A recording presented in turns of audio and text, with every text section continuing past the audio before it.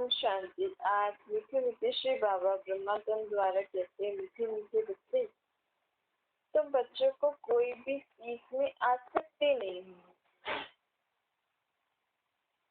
बाबा कहते हैं बच्चों को बाप मिला तो सब कुछ मिल गया है और सत्य में तो सब कुछ मिलना ही है, तो अब किस चीज की आसक्ति रखें।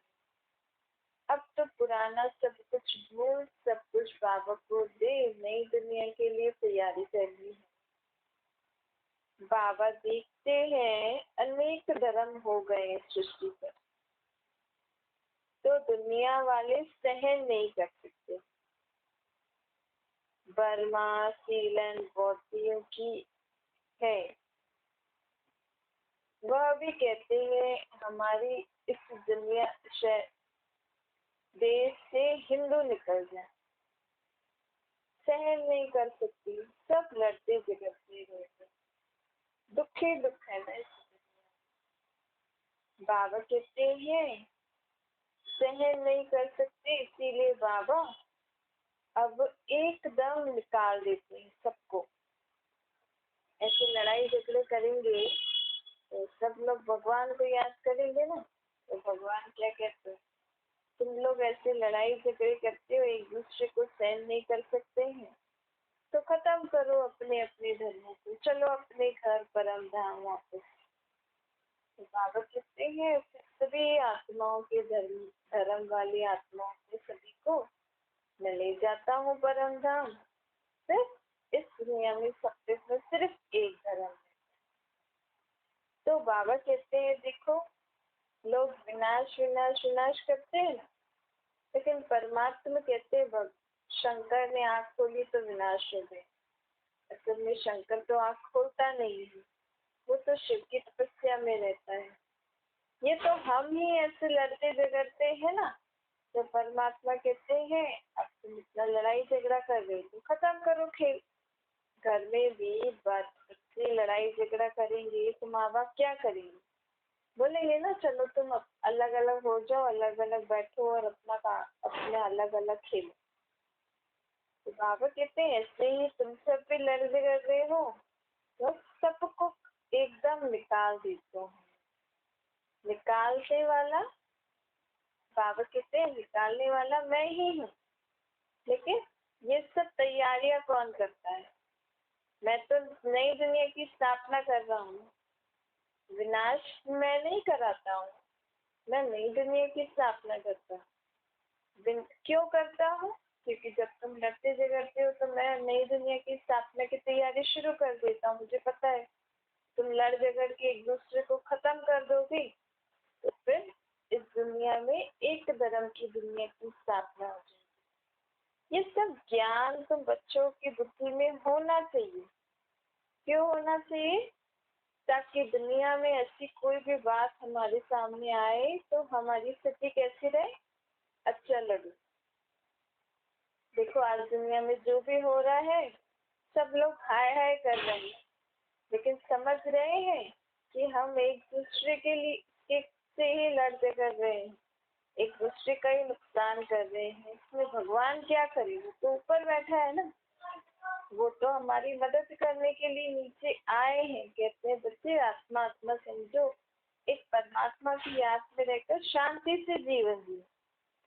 लेकिन तुम खुद ही लड़ाई झगड़ा कर रहे हो, तो बाबा के बच्चों को एटलीस्ट जिनको ज्ञान है, जिनको समझ है, उनको ऐसी सिचुएशन में बाबा कहते हैं तुम अपनी शांत स्थिति में स्थित होकर मेरी याद में रहकर सबको शांति का दान दो। हाय हाय करने से क्या होगा, नहीं इससे अच्छा तो हमें तो सब पता ही है ना, हमें बाबा ने कितना नॉलेजफुल बना दिया है कि ऐसी सिचुएशंस में भी हम स्वयं को अचल अडोल एकरस बना सके। और वो कैसे होगा, उन बातों में न जाके बाप को याद कर विश्व की सर्व आत्माओं को हमें शांति का दान देना है। बाबा कहते सभी आत्माएं तुम्हारे भाई है ना, तो हमारा अब ये फर्ज है, हाय हाय करने का फर्ज नहीं है और ज्यादा न्यूज में भी नहीं जाना चाहिए। पता है ये क्या हो रहा है, क्या होने वाला है, ये भी हमें पता है। तो हमें अभी अपनी स्थिति को अच्छा लडोल बनाने के लिए बाबा को याद कर स्वयं भी शांत रहना है, औरों को भी शांति का दान देना है। बाबा कहते हैं देखो मंदिरों में क्या क्या रखा हुआ है, शंकर के आगे शिवलिंग दिखाते हैं, तो जरूर वह शंकर से बड़ा हुआ ना। अगर शंकर से शिव का रूप है तो उसके सामने शिवलिंग रखने की क्या दरकार है। तो ये सब बातें भी हमें ध्यान में रखनी है कि जिस तरह शिव की याद में शंकर तपस्वी बैठा है और लोग कहते हैं उसने विनाश किया, लेकिन वो तो परमात्मा की याद में बैठा था ना। चलो विनाश भी हुआ, लेकिन शंकर की कितनी गहरी तपस्या थी कि उसकी ऐसी तपस्या से सृष्टि नर्क से स्वर्ग बन गई। ऐसी पक्की याद थी बाबा की। हमें भी ऐसे पक्की याद में रहना है बाबा की। बाबा कहते हैं देखे सन्यासी तो अपने को ब्रह्म ज्ञानी तत्व ज्ञानी कहते हैं, शिव का तो उनको पता ही नहीं है। तत्व तो रहने का स्थान है ना, वह तो ब्रह्म और तत्व को भी एक नहीं मानते। तो क्या कहते हैं ब्रह्म अलग है तत्व अलग है, पर बाबा कहते हैं ब्रह्म भी एक महातत्व है जहाँ पे हम आत्माएं अंडे में चल रहती है। देखो ब्रह्मांड कहा जाता है ना, ब्रह्मांड अर्थात ब्रह्म महातत्व जहाँ पे हम आत्माएं अंडे में चल रहते हैं। तभी कहते हैं ना मुर्गी आया या अंडा, तो इसलिए कहते हैं असल में हम आत्माओं का शेप ऐसे बीच में बिंदी, और जैसे दिए में ऊपर जोत होती है ना, बीच में बिंदी और उधर ऑरेंज ऑरेंज, तो उसको अंडे में चल कहते हैं। ब्रह्म ज्ञानी तत्व ज्ञानी है। फिर बाबा कहते हैं चलो अगर वो अपने को ब्रह्म ज्ञानी तत्व ज्ञानी कहते हैं क्योंकि वो ब्रह्म और तत्व को अलग अलग मानते हैं, चलो ठीक है, फिर अपने को शिव क्यों कहते हैं? क्योंकि फिर कहते हैं शिवो हम ही शिव है। क्योंकि आत्मा परमात्मा का रूप एक है, तो सोचते हैं हम ही शिव। वह तो समझते हैं शिव भी एक ही है, ब्रह्म भी एक ही है, तो वो लोग ब्रह्म महातत्व को ही शिव समझते हैं। लेकिन बाबा कहते हैं ब्रह्म एक तत्व है, उसमें हम और तुम आत्माएं रहते हैं। अगर बाबा कहते फिर अगर समझो एक ही है सब, तो फिर अलग अलग नाम क्यों बोलते हैं? फिर तो शिव कोई तत्व बोल दे ना, तो अलग अलग नाम क्यों बोलते हैं? शिव का अलग लिंग रूप क्यों बनाते हैं? अगर ब्रह्म, क्योंकि वो जो सन्यासी अपना योग लगाते हैं ना, वो ब्रह्म महतत्व को याद करते हैं। लेकिन ब्रह्म महतत्व में रहने वाली जो परमात्मा ज्योति परमात्मा है, वहां तक उनकी बुद्धि नहीं पहुंचती, तो ये गुप्त रहता है। परमात्मा स्वयं अपनी पहचान देता है ना, तभी हमें समझ में आता है। तो ब्रह्म तत्व तक तो सन्यासी पहुंच जाते हैं बुद्धि योग से, लेकिन उसमें रहने वाले शिव बाबा तक नहीं पहुंचते, इसीलिए ब्रह्म को ही शिव समझते हैं। तो बाबा कहते हैं अगर ब्रह्म ही शिव है तो शिव का अलग रूप शिवलिंग क्यों बनाते, उसका अलग नाम क्यों रखना है? ब्रह्म अथवा तत्व की पूजा कोई दिखलाए, अगर ब्रह्म और तत्व है, अगर वो समझते हैं अलग अलग है, तो उनकी पूजा क्यों नहीं करते? बाबा कहते वो तो रहने का स्थान है ना। मनुष्य तो बहुत मुझे हुए, अब तुम बच्चों को समझ आई है ना, तो तुम अब होशियार बने हो, तो तुम्हें औरों को भी होशियार बनाना चाहिए। आत्माएं सुई मिसल है, बाबा चुंबक है। जब सुइयों पर कट चढ़ी हुई है, अभी सब सुइयों पर कट चढ़ी हुई है, कट वाली सुई ऊपर कैसे आए? अब लोग कहते हैं ना, स्पेशली सन्यासी या किसी महात्मा का शरीर छूटता है, आत्मा छोड़ती है शरीर, तो कहते हैं ऊपर चले गए, ब्रह्म में लीन हो गए, तत्व में समा गए, आप ज्योति ज्योति में समा गए। बाबा कहते हैं सभी आत्माओं के ऊपर विकारों की, बुराइयों की, पुराने जन्म जन्मांतर की हिसाब किताब की कट चढ़ी। कट वाली सुई ऊपर कैसे आएगी? क्योंकि जब तक हमारा एक सबका हिसाब किताब तो बन ही जाता है, इस सृष्टि पर रह रहे हैं तो किसी न किसी से कुछ न कुछ तो हमारा बनता ही है। चाहे सन्यासी बोले कि हमने अपना परिवार छोड़ दिया, हमारा किसी से संबंध नहीं, लेकिन जो उनके पास धन जाता है, जो उनके फॉलोअर्स बनते हैं, जो उनकी सेवा करते हैं, जो उनके लिए खाना बनाते हैं, जो उनके लिए घर बनाते हैं, जो उनके लिए चीजें लेके आते हैं, जो लोग यूज करते हैं, उनसे तो उनका हिसाब किताब बन गया ना। तो घर छोड़ने का क्या मतलब, हिसाब किताब तो बन ही गया ना आपको। तो बाबा कहते हैं इसीलिए कोई भी आत्मा ऊपर नहीं आ सकती, कट वाली सुई ऊपर जाए नहीं सकती, जंक वाली चीज घासलेट में डाली जाती है ना। बाबा इस ज्ञान अमृत से सबकी कट निकाल रहे। अब हम आत्मा रूपी सुई में जो कट चढ़ी है ना, विकारों की, बुराइयों की, पुराने जन्म जन्मांतर पापों की, वो जो कट है वो कैसे उतरेगी? बाबा के इस ज्ञान अमृत से और बाबा की याद से। फिर हम आत्मा सच्चा सोना बन जाएंगी। बाबा हम आत्माओं को पारस बुद्धि बनाने आए, अभी हम पत्थर बुद्धि बन गए। पत्थर नाथ से पारसनाथ बनाने आए। भारत पहले पारसपुरी था, सब सोने का दाम कितना चढ़ गया है अभी। फिर सत्य में बहुत सस्ता हो जाएगा, वहाँ तो अथाह सोना होगा। अब यह भारत पत्थरपुरी बन गया है। सत्य में ये भारत पारसपुरी था और फिर से बन रहा है। पारसपुरी बनेगा ना, हमारी बुद्धि में वह ये चक्र फिरना चाहिए। सारा दिन हमें ये याद रखना चाहिए कि सृष्टि पर कैसे पहले सत्युग था, फिर त्रेता, फिर अभी द्वापर के बाद अभी कलयुग है। अब कलयुग पे खत्म हो, फिर से सत्युग आने वाला है। जब ये बातें हमें घड़ी घड़ी याद रहेंगी तो खुशी का पारा भी चढ़ेगा। बाबा कहते हैं तुमको शिव सतगुरु का शो करना है।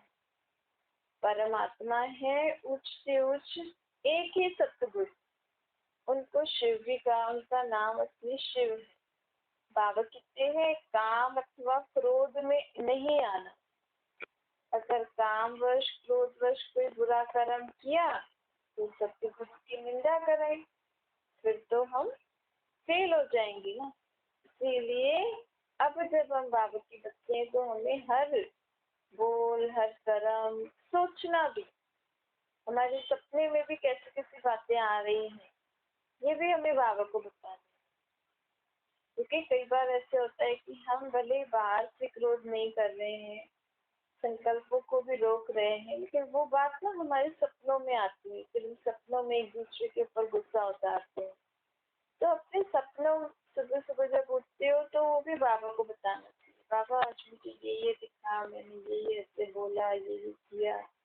तो बाबा कहते बहुत संभाल करनी, क्योंकि जो सारा दिन हम सोचते हैं करते ना वही हमारे सपनों में आता है। तो इसीलिए हर प्रकार की संभाल करिए। तुमको सब धर्मों वालों को ये ज्ञान समझाना है, मुस्लिमों को भी समझाओ। तुम खुदा की बंदगी करते हो तो जरूर बंदे ठहरे ना। भला खुदा कहाँ है? खुदा ही रचयिता और रचना का नॉलेज बता सकते हैं ना। अब वह खुदा तो शांति धाम में रहने वाला है। वो शांति धाम वाला खुदा कहता है इस सृष्टि पर आकर कि तुम स्वयं अपने को आत्मा समझो और मुझे निराकार रूप में याद करो। शांति धाम आप पे निराकार रूप में भी याद करो, लेकिन मेरे घर शांति धाम।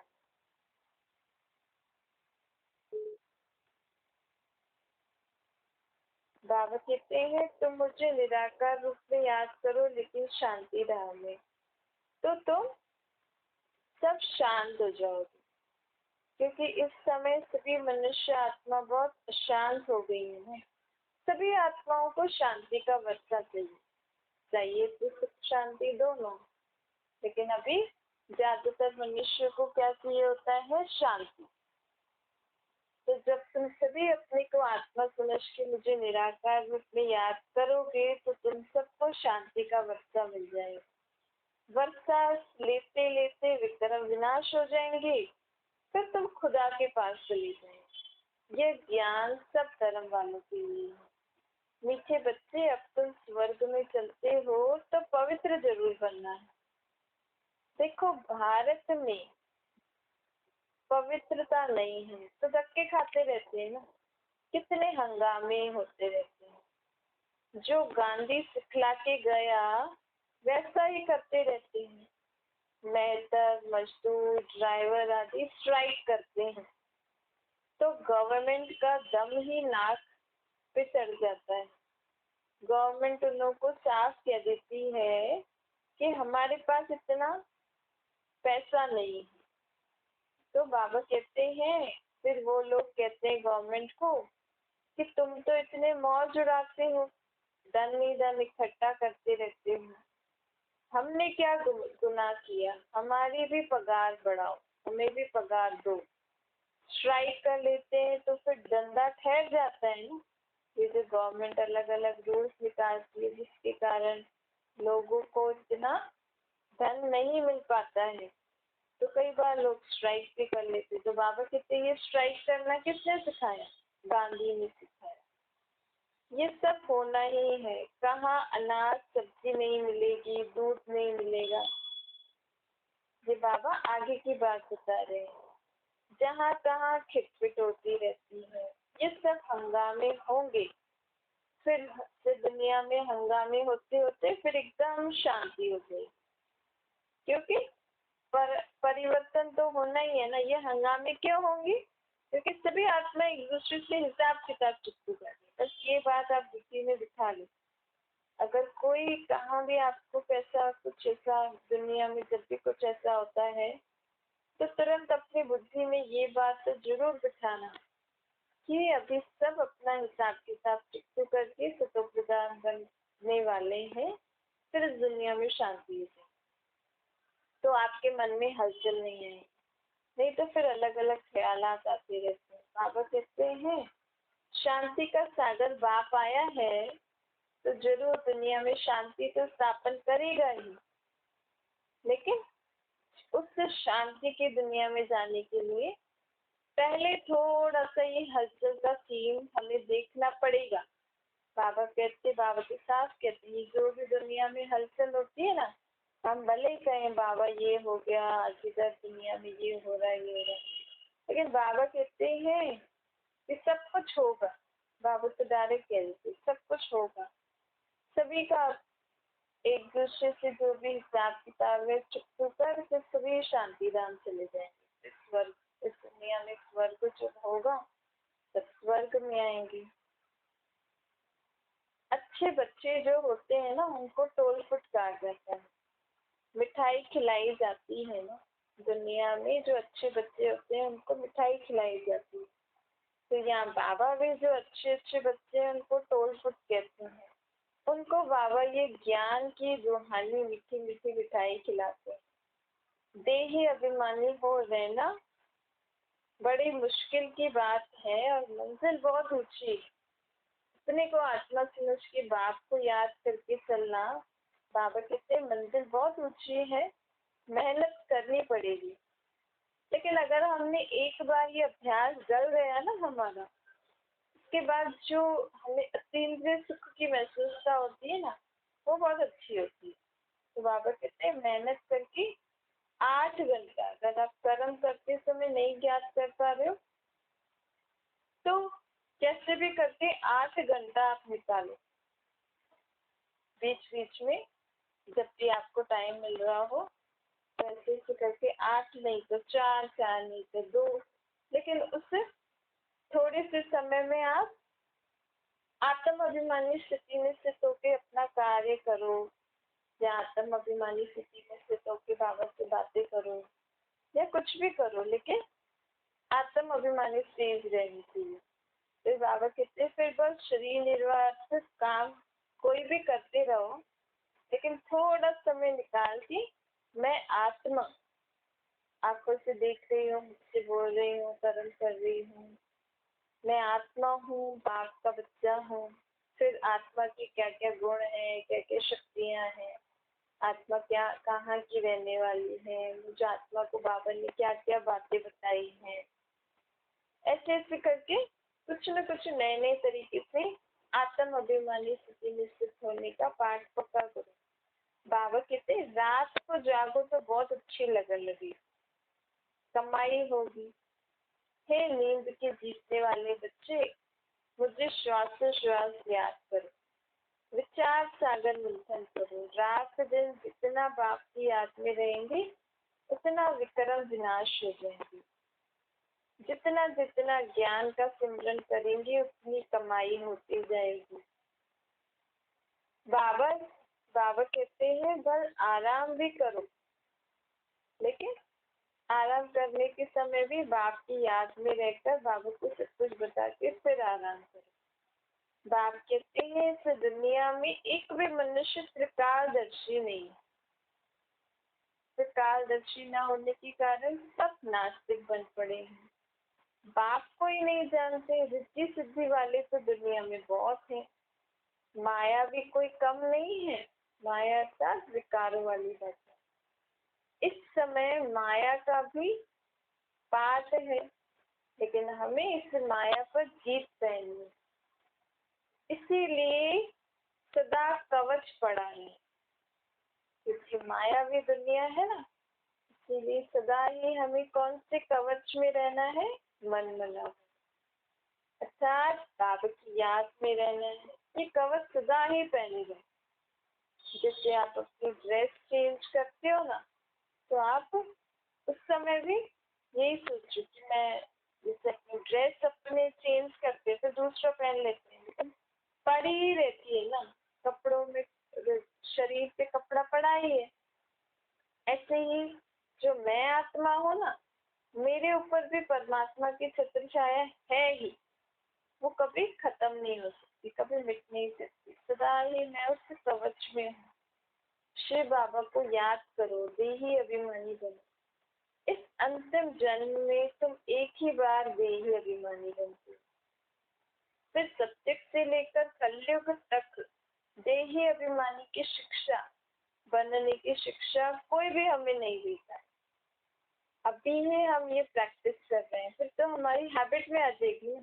देखो सत्युग त्रेता में भी हम इसी ही जो अभी आत्म अभिमानी स्थिति में स्थित होके हमने जीवन जिया ना, ये तो द्वापर युग से हमारी ये प्रैक्टिस छूटी है, और छूटते छूटते अब बिल्कुल मिल हो गई। और फिर से आत्मा में वो पार्ट तो भरा हुआ है ना, आत्मा को स्मृति तो है, सिर्फ थोड़ा सा अटेंशन देना है, तो फिर वो नेचुरल संस्कार बन जाएगा। बाबा कहते हैं इस समय ही देही अभिमानी बनना पड़ता है। क्यों? अभी बाबा हमें ये प्रैक्टिस क्यों करा रहे हैं? क्योंकि बाबा कहते हैं अब तुम सबको अपना अपना ये शरीर छोड़ना है।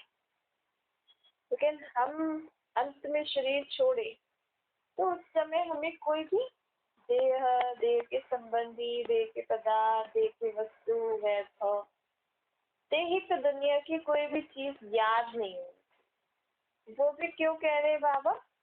क्योंकि कहते हैं तुम जब मेरे बच्चे बने हो तो मैं नहीं चाहता कि तुम भी बाकी दुनियाओं की तरह किसी न किसी विनाशी चीज की याद में शरीर छोड़ो, दुखी होकर शरीर छोड़ो।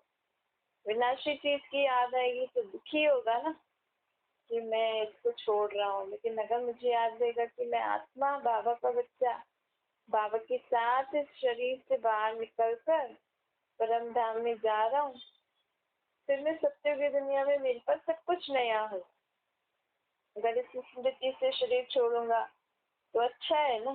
तो बाबा कहते हैं इस समय ही तुम्हें देही अभिमानी बनना पड़ता है, क्योंकि अब सभी को अपना अपना शरीर छोड़कर अपने घर परम धाम में जाना। देवताएं देही अभिमानी क्यों बने? क्योंकि उस समय उन्होंने प्रैक्टिस थोड़ी की। उस समय वो देही अभिमानी स्थिति, वही हम कहें हमें तो शरीर छोड़ना है, लेकिन देवताएं भी तो देही अभिमानी स्थिति में रहते थे ना।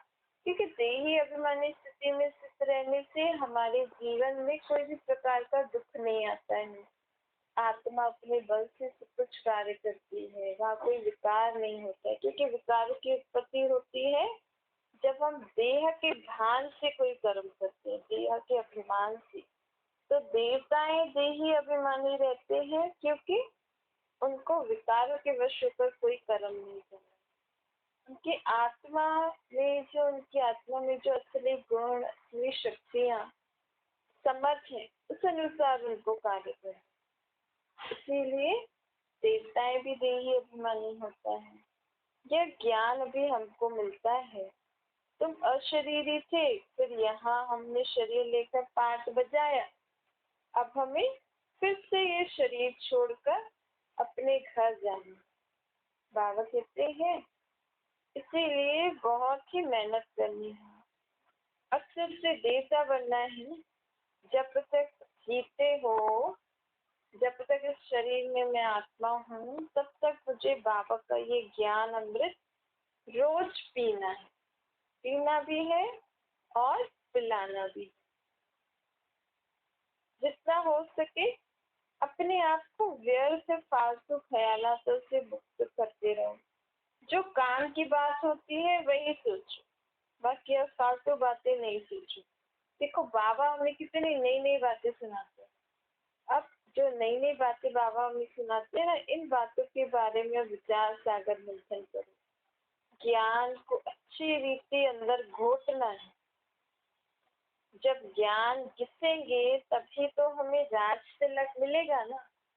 सत्युग में अगर किसी को महाराजा महारानी का पोस्ट चाहिए, तो उस गद्दी पे बैठने के लिए हमें लायक भी तो बनना पड़ेगा।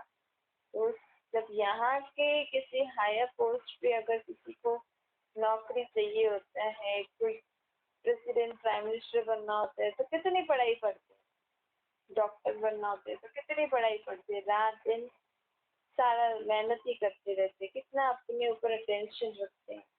तो यहाँ तो बाबा बोलते हैं अगर सत्युग का महाराजा महारानी बनना है किसी को, अगर उसके लिए उस ध्यान से अगर कोई ये पढ़ाई पढ़ेगा, तो उसको कितना ध्यान से ये पढ़ाई पढ़नी पड़ेगी। बाबा ने हर एक बात के बारे में विचार सागर मंथन करना पड़ेगा। ये बाबा ने आज ये जो बोला है, इसका यथार्थ अर्थ क्या है। जब हम अंदर ही अंदर बाप की याद में रहकर हर एक बात के बारे में विचार सागर मंथन करेंगे, तो उसका और हमें अर्थ पता लगता है।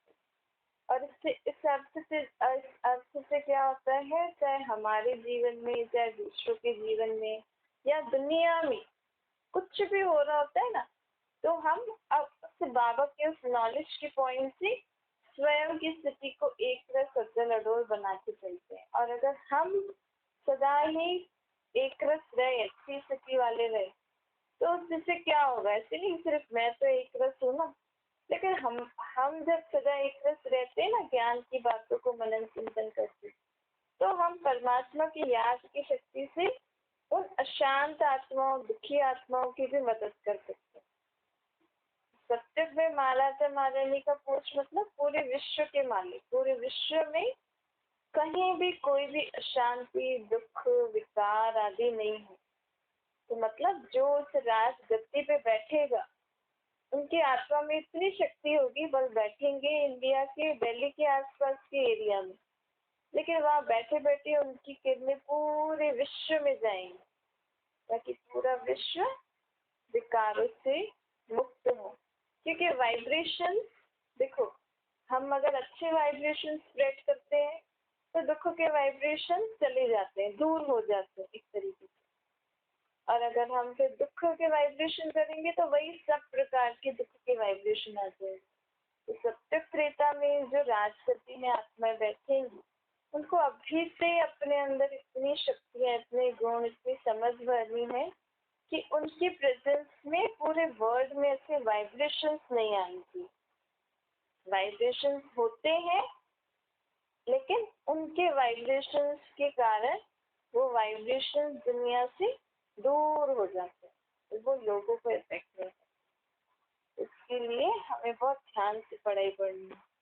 क्या मीठी मीठी बच्चों प्रति माता पिता बाप दादा का याद प्यार और गुड मॉर्निंग रूहानी बाप की हम सभी रूहानी बच्चों को नमस्ते। हमारी भी रूहानी माता पिता बाप दादा को याद प्यार, गुड मॉर्निंग और नमस्ते वरदान है। सदा बाप समान बन अपने संपन्न स्वरूप द्वारा सर्व को वरदान देने वाले वरदानी मूर्त बनो। भारत में विशेष देवियों को वरदानी के रूप में याद करते हैं, लेकिन ऐसे वरदानी मूर्त वही बनते हैं जो बाप के समान और समीप रहने वाले।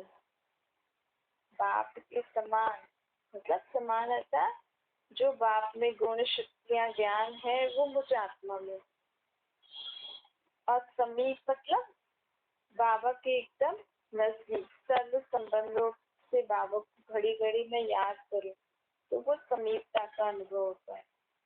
अगर कभी बाप समान कभी बाप समान नहीं लेकिन स्वयं की पुरुषार्थी है तो वरदानी नहीं बन सकते, क्योंकि बाप पुरुषार्थी नहीं है ना। बाबा तो सदा संपन्न स्वरूप है ना। तो हमें भी क्या बनना है? अगर हमें भी बाबा जैसे सर्व को ब्लेसिंग देनी है तो हमें भी सदा ही कैसी स्थिति में रहना होगा? बाप समान रहना होगा। हमेशा ये याद रखना होगा कि मुझ में वो सर्व शक्तियाँ, वो सर्व गुण, वो सर्व ज्ञान है जो बाप में, और मैं आत्मा सर्व संबंधों से बाप के साथ निभाने वाली हूँ। सर्व संबंध तो मैं सदा ही बाप के समीप हूँ। तो इससे हम बाबा के जैसे सर्व को वरदान दे सकेंगे और हम वरदानी मूर्त बन जाएंगे। स्लोगन है, याद की तीव्र दौड़ी लगाओ तो बाप के गले का हार विजय मण के बन जाएंगे। अच्छा।